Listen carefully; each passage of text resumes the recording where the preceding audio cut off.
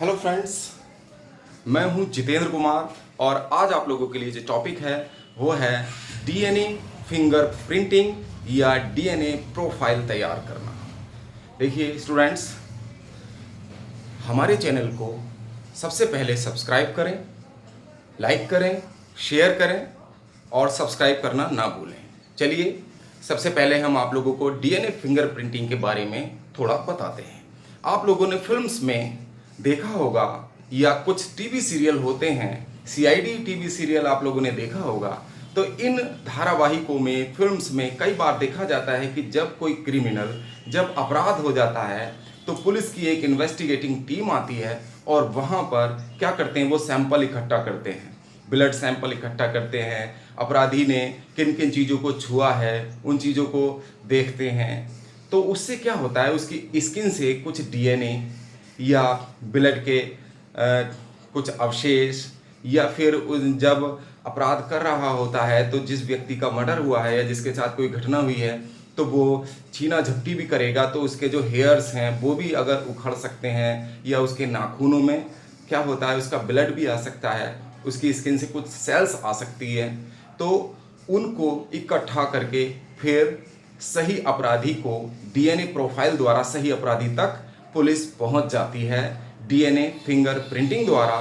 तो आज उसी डीएनए फिंगर प्रिंटिंग पर आज हमारा डिस्कशन हो रहा है। तो देखते हैं डीएनए फिंगर प्रिंटिंग। देखिए स्टूडेंट्स, डीएनए फिंगर प्रिंटिंग या डीएनए प्रोफाइलिंग आज आपका टॉपिक है। एक ब्रिटिश साइंटिस्ट जिनका नाम है डॉक्टर एलेक जेफरीज, इन्होंने 1984 में 1984 में जेनेटिक डिसऑर्डर्स, जो आनुवंशिक विसंगतियां हैं या आनुवंशिक रोग हैं, उनको आइडेंटिफाई करने के लिए, उन रोगों की पहचान करने के लिए और उनका उपचार करने के लिए इस तकनीक को विकसित किया था। लेकिन आजकल इस तकनीक का सर्वाधिक उपयोग क्राइम, कहीं पर अगर क्राइम हो जाता है या पिता और पुत्र में विवाद है कि वो किसका पुत्र है, तो इस गुत्थी को सुलझाने के लिए भी, इस कंट्रोवर्सी को सुलझाने के लिए ही अदालतों में डीएनए फिंगर प्रिंटिंग का यूज किया जाने लगा है। सबसे पहले इस तकनीक को इंग्लैंड की कोर्ट में, इंग्लैंड के एक न्यायालय में एक रेप की गुत्थी को सुलझाने के लिए, रेप की मिस्ट्री को सुलझाने के लिए एक विक्टिम का सीमेन, जब रेप हुआ जिस महिला का, तो उसके सीमन से स्पर्म निकालकर और उस स्पर्म से डीएनए निकालकर, डीएनए का एनालिसिस करके उस अपराधी तक पहुंचने का काम किया गया और पुलिस ने उस सही अपराधी को पकड़ा था। अब देखिए डीएनए प्रोफाइल क्या है। देखिए, जब क्रॉसिंग ओवर होने से या होमोलोगस क्रोमोसोम में टेंडम रिपीट बनने से, टेंडम रिपीट क्या है, ये न्यूक्लियोटाइड का एक सीक्वेंस होता है।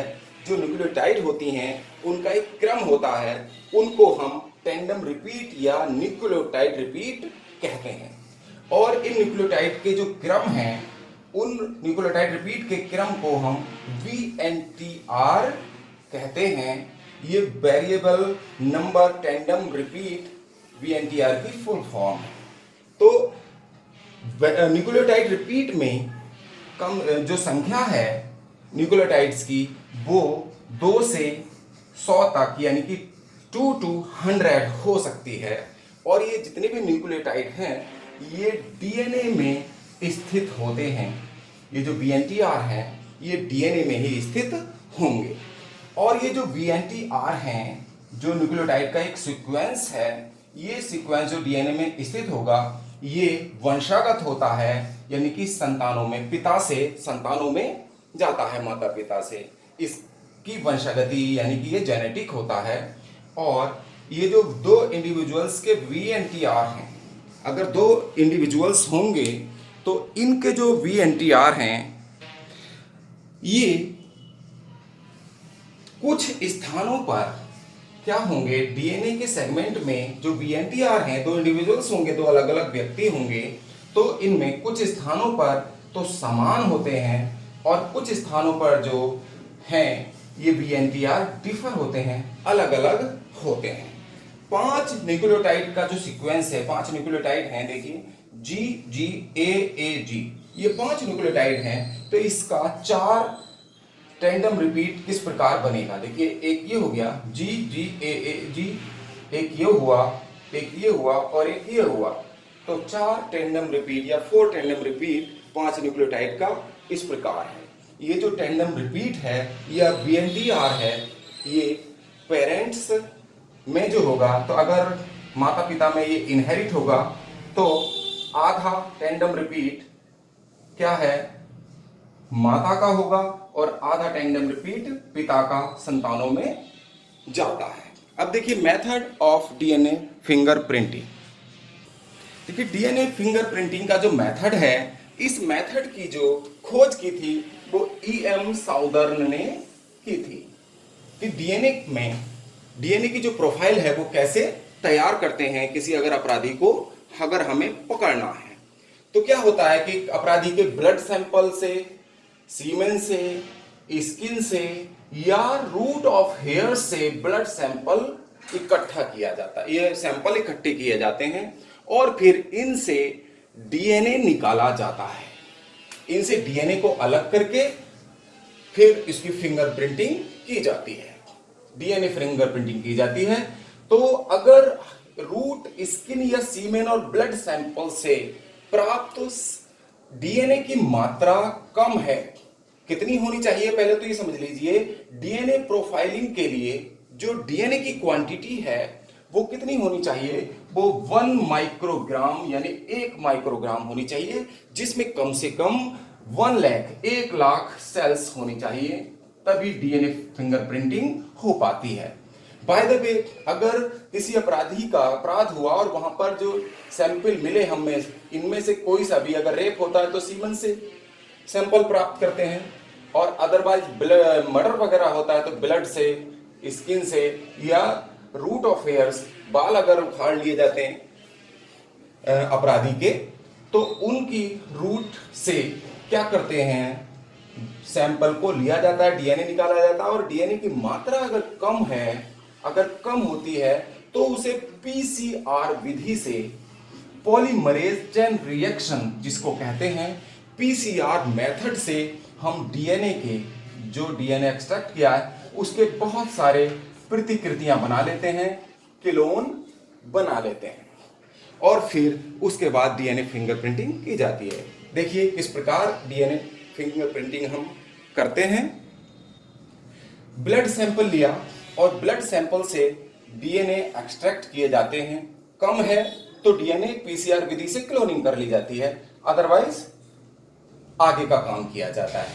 तो डीएनए एक्सट्रैक्ट को लेने के बाद ये डबल स्ट्रैंडेड डीएनए को, ये जो है डीएनए को क्या है, कट किया जाता है by restriction enzyme. Restriction enzyme द्वारा डीएनए के को कट कर लेते हैं, सेगमेंट्स में या फ्रैगमेंट्स में बदल लिया जाता है। जब ये टुकड़े हो जाते हैं डीएनए के, तो इनको, इन फ्रैगमेंट्स को इलेक्ट्रोफोरेसिस मेथड द्वारा क्या करते हैं, अलग करते हैं, सेपरेट करते हैं, पृथक करने का काम यहां पर किया जाता है, सेपरेट किया जाता है। और जब सेपरेटेड डीएनए जो स्ट्रैंड्स हैं, इनको, ये डबल स्ट्रैंडेड होते हैं। ये कैसे होते हैं, डबल स्ट्रैंडेड, ये दिखाया गया है। तो डबल स्ट्रैंडेड को हम बेसिक सॉल्यूशन में क्षारों के घोल में डालकर या क्षारों के घोल से इनको सिंगल स्ट्रैंड में बदला जाता है। जब ये सिंगल स्ट्रैंड बन जाते हैं तो इनको स्टेन किया जाता है, यानी रंगा जाता है, इनको कलर किया जाता है, और जिस पदार्थ से कलर किया जाता है उसका नाम है एथिनोब्रोमाइड। एथिनोब्रोमाइड से इसको रंगते हैं, और रंगने के बाद इसको नायलॉन की शीट पर या नायलॉन की चादर पर क्या करते हैं, इसको बिछा देते हैं, इन सिंगल स्ट्रैंड्स को। जब बिछा दिया जाता है तो इस विधि को क्या कहते हैं, साउदर्न ब्लॉटिंग कहते हैं। और इसकी जो खोज है साउदर्न ब्लॉटिंग की, EM साउदर्न ने की थी इसीलिए इसको साउदर्न ब्लॉटिंग के नाम से जानते हैं। तो जब यहाँ नायलॉन शीट पर बिछाएंगे तो इस पर स्ट्राइप्स बन जाती हैं, ये पट्टियाँ बन जाती हैं। इन पट्टियों को हम VNTR कहते हैं। ये पट्टियाँ किसकी हैं? न्यूक्लियोटाइड का सीक्वेंस है। अभी आपको बताया न्यूक्लियोटाइड टेंडम रिपीट का क्या है, ये variable number of tandem repeat, variable number tandem repeat का एक क्रम बन जाता है न्यूक्लियोटाइड का, और इनको अल्ट्रावायलेट रेज की सहायता से देखा जाता है इन स्ट्राइप्स को। तो ये जो स्ट्राइप्स हैं VNTR, और फिर इन VNTR का जो सीक्वेंस है, इस क्रम को जो भी विक्टिम होगा, अपराधी होगा, उससे मैच कर लिया जाता है। मान लीजिए अपराधी का भी लिया है, और यहाँ जो मौके पर हमें सैंपल मिला है उससे, और जो शक के आधार पर जिन लोगों के हमने सैंपल और इकट्ठे किए होते हैं पुलिस ने, तो उनको इकट्ठा करके उनका VNTR और उनका VNTR का मैच किया जाता है। अगर मैच कर जाता है, जिससे मैच कर लिया जाता है उसको तय कर लिया जाता है कि सही क्रिमिनल की पहचान इस प्रकार से करते हैं। जिससे मैच कर जाता है वही अपराधी सिद्ध हो जाता है। इस प्रकार DNA की फिंगरप्रिंटिंग की जाती है। आपने आज का टॉपिक देखा, आपको पसंद आया होगा निश्चित रूप से DNA फिंगरप्रिंटिंग। अगर आप लोगों ने हमारे चैनल को सब्सक्राइब नहीं किया है तो चैनल को जरूर सब्सक्राइब कर लें और बेल आइकन के बटन को भी दबा दें। आपका बहुत बहुत धन्यवाद। आपका मंगल हो, आपका दिन शुभ हो। Thank you very much.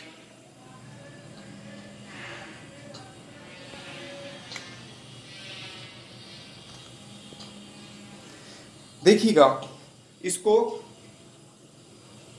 हम दोबारा बता रहे हैं, यहाँ थोड़ा सा नहीं आया था। हमने बताया कि जो सिंगल स्ट्रैंड्स हैं, ये जब स्टेन कर लिए जाते हैं तो नायलॉन शीट पर बिछा देते हैं, इसको साउदर्न ब्लॉटिंग कहेंगे, और फिर स्ट्राइप्स बन जाएंगी, और इन स्ट्राइप्स को हम VNTR कहेंगे। इनको UV रेज की सहायता से देखा जाएगा, और फिर इन VNTR को अपराधी के या सस्पेक्ट जो भी होगा उसके VNTR से मैच करके सही अपराधी तक हम पहुंच जाते हैं। बहुत बहुत धन्यवाद।